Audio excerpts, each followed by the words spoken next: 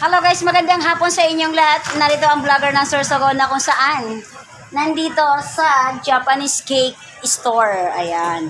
Sa Japanese Cake Store, matitikman mo ang sarap ng kanilang Japanese cake.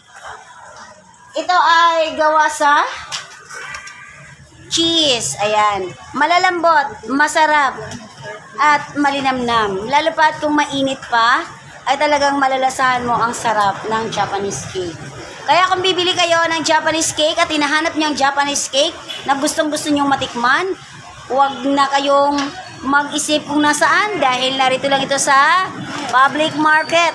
Kung nakikita niyo ang public market at itong tulay dito sa papuntang Jollibee ay eto lang. Makikita nyo ang Japanese cake, nandito ang kanilang tindahan, nandito lang sa malapit sa palengke. Ayan, sa tabi lang po sa likod ng China Bank. Ayan, pinakamabilis ang China Bank. Makikita mo dito ang nagagandahang anak niya. Yan, hi. Hello. Ayan, yan ang anak niya. Ito makikita mo nagbabantay dito. Pag nakita mo ito na yung pinopromote ko. Ang Japanese cake ng Sorsogon. Sa Japanese cake ng Sorsogon, pag nalasahan mo, parang nasa Japanese ka rin naman ngayon. Ayan. Maraming salamat and God bless. At sa mga bibili dyan, punta na kayo rito. At talagang malalasahan nyo ang sarap ng Japanese cake ni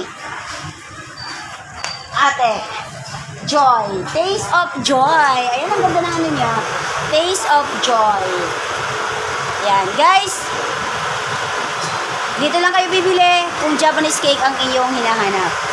Likod ng China Bank, tabi ng tulay, at tapat ng palengke ng Sorsogon.